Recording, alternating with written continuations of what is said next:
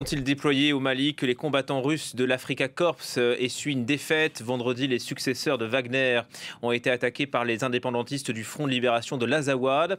Ça s'est passé dans la région de Kidal, l'ancien fief des rebelles Touaregs. Bonjour Benjamin Roger et merci d'être avec nous sur France 24. Vous êtes journaliste au Monde, spécialisé dans l'actualité africaine et notamment au Sahel. Vous couvrez le Mali, le Burkina, le Niger. Comme à chaque fois, on a deux versions qui s'affrontent. D'un côté, la junte qui dit d'abord il ne s'est rien passé, puis après elle reconnaît qu'il y a eu une attaque, et puis les indépendantistes qui eux évoquent une victoire importante. Nous allons faire subir à l'Afrika Korps le même sort que nous avons fait subir à Wagner. Que sait-on de ces attaques? Ce qu'on sait, c'est donc qu'Afrika Korps est arrivé une semaine plus tôt en remplacement de Wagner. Donc le 6 juin, le départ de Wagner a été officiellement acté et Afrika Korps a officiellement annoncé qu'elle prenait la relève. Et une semaine plus tard, donc il y a un convoi qui a quitté Anefis, donc dans le nord du Mali, pour monter à Guelok, qui est à environ 200 km plus au nord. Et ce convoi a été attaqué par des combattants du Front de libération de l'Azawad, donc FLA, donc la rébellion indépendantiste à dominante Touareg. Et donc, pour le bilan, c'est difficile. Les combattants du FLA revendiquent de nombreux morts, plusieurs dizaines, plusieurs véhicules détruits ou endommagés. Donc voilà, donc c'est toujours pareil, vu la situation sur place, c'est toujours difficile d'aller vérifier de sources indépendantes, mais ce qui est sûr, c'est qu'il y a bien un accrochage, il y a eu beaucoup de vidéos qu'on tournait sur les réseaux sociaux, et donc voilà. On parle aussi de probables prisonniers russes. Est-ce qu'on peut l'affirmer ou pas? Alors vraiment? ça c'est un point qui est pas clair. Certaines sources au sein du FLA disent que oui, ça n'a pas été beaucoup plus étayé que ça.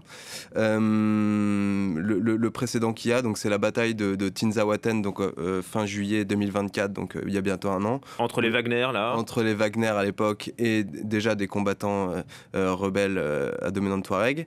Et ce qui est sûr, c'est qu'à l'époque il y avait des prisonniers et d'après ce qu'on sait, il y en a toujours deux. Enfin, le FLA dit qu'il y en a toujours au moins deux qui sont entre leurs mains encore aujourd'hui.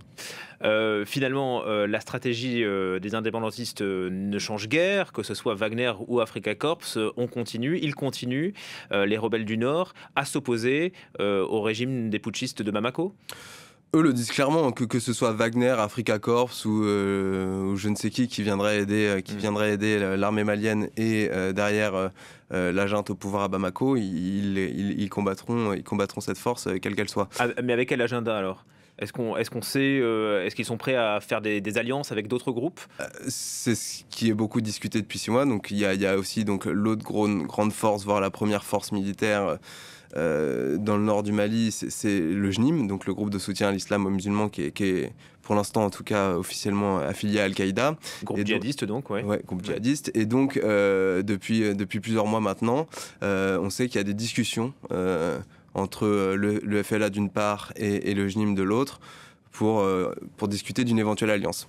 Contre une éventuelle alliance contre l'ennemi commun, donc qui est l'armée malienne et derrière les militaires au pouvoir à Bamako. D'ailleurs, il y a déjà eu des pactes de non-agression, je crois, donc une coopération qui ne date pas d'hier, quoi, entre ces deux groupes. Peut-être pas. Ce qui est sûr, c'est qu'il y a des passerelles historiques entre des membres. Enfin, il y a des membres d'un groupe qui ont parfois de la famille ou des connaissances. Ou voilà, il y a des liens entre ces groupes parfois assez imbriqués. Coopération, je sais pas. Ce qui est sûr, c'est qu'il y a eu une reprise de discussion. Il y a des échanges, il y a des passerelles ces derniers temps pour voir un peu comment chacun pourrait faire un pas vers l'autre et pour trouver un espèce de modus operandi, voire plus, contre l'ennemi commun qui est l'armée malienne et la junte au pouvoir à Bamako. Et je rappelle que récemment, avec Wassim Nasr, on avait parlé de ce communiqué du JNIM qui appelait à la constitution d'une force politique commune pour faire tomber les généraux à Bamako. Parlons, Benjamin Roger, de ces remplacements d'Afrika Korps qui remplacent donc les Wagner au Mali. Finalement, le régime malien n'a pas eu d'autre choix que de ce remplacement et de reconnaître aussi la présence de miliciens russes sur leur territoire. Wagner, c'était 2500 hommes déployés au Mali. Afrika Korps, c'est quoi? C'est un peu moins? Selon les estimations de sources sécuritaires occidentales, c'est plutôt autour de 1500 hommes pour le moment. On ne sait pas, peut-être que ce contingent va évoluer, monter à 2500 comme l'était à l'époque au maximum Wagner. La mission, encore une fois, de ce que disent les gens, les différentes sources sécuritaires, militaires qui suivent ça, la mission dévolue à Afrika Korps ne serait pas exactement la même que Wagner, c'est-à-dire que Wagner faisait beaucoup d'accompagnement, faisait notamment beaucoup d'accompagnement au combat, c'est-à-dire que quand il y avait des patrouilles conjointes dans le centre ou dans le nord du Mali, l'armée malienne se déployait et à ses côtés, des hommes de Wagner, voire parfois en tête de convoi, comme ça a été le cas par exemple lors de la reprise de Kidal il y a un peu plus d'un an et demi maintenant. D'après ce que disent certaines sources, occidentale, encore une fois, je le précise parce que c'est important. La mission dévolue à Afrika Korps serait plus de la formation et davantage peut-être d'appui aérien notamment aussi. Donc voilà, tout ça vient de se mettre en place, on l'a dit tout à l'heure, la bascule, en tout cas le remplacement officiel a eu lieu le 6 juin, donc ça fait même pas... C'est très récent, ça fait 10 jours. Donc il faut, je pense, encore attendre un petit peu pour voir comment tout ça va évoluer sur le terrain. Ce qu'on peut voir, cela dit, avec l'embuscade de vendredi dernier, c'est que même si formation appui aérien il y a, ça n'empêche pas les gens d'Africa Korps, enfin les paramilitaires d'Africa Korps d'être sur le terrain aux côtés de l'armée malienne, parce que sinon ils n'auraient pas été pris dans l'embuscade qui a eu lieu dans le nord du Mali il y a une semaine. Ce qui change, c'est que ce groupe, ces miliciens sont directement attachés maintenant au ministère de la Défense en Russie. Est-ce que ça change quelque chose pour les militaires maliens? Qu'est-ce qu'ils vous disent? Est-ce que vous avez déjà des sources ou pas sur leur réaction avec ces nouveaux alliés?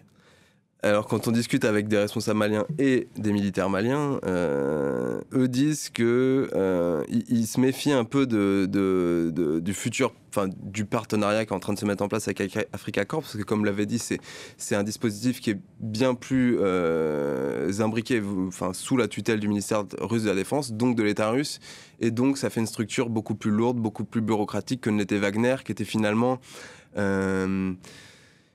certes, qui était au service du Kremlin, mais qui était quand même une structure un peu autonome, qui fonctionnait quand même. C'était une société militaire privée, avec un commandement qui avait à peu près sa propre autonomie, etc.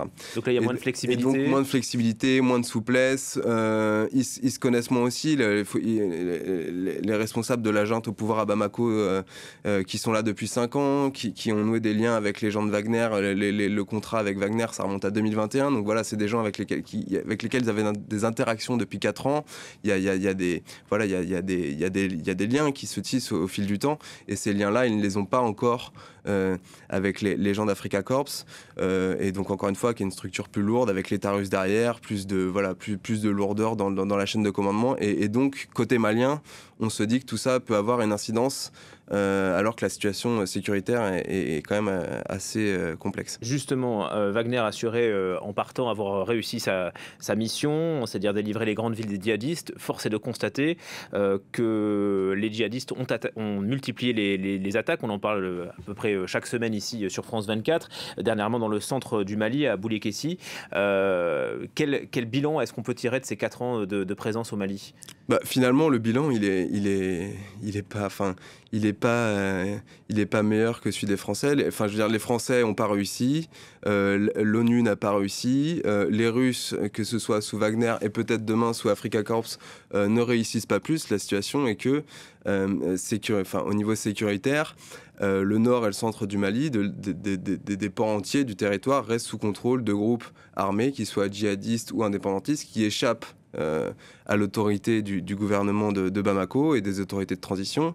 Et donc, on voit que le coup d'État a eu lieu bientôt il y a 5 ans, donc en août 2020, et que 5 ans après, la situation sécuritaire ne s'est pas améliorée. En fait, elle a continué à se dégrader doucement.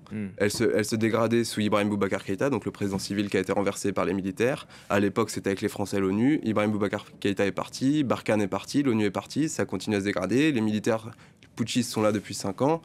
Ils ont fait venir les Russes et on voit bien qu'il n'y a pas, de changement majeur. La situation sécuritaire s'est pas améliorée. Alors oui, Bamako reste encore relativement préservé, quoique il y a eu un attentat quand même majeur, un double attentat majeur en septembre dernier qui a montré que Bamako n'était pas à l'abri. Aujourd'hui, on dit que des grandes villes comme Ségou dans le centre sont encerclées. Dès qu'on sort de Ségou, c'est compliqué. Et dans le nord, Gao, Kidal, Tombouctou récemment aussi, sont sous contrôle de l'administration et de l'armée. Mais on voit bien que tout autour, la situation sécuritaire est très, très précaire.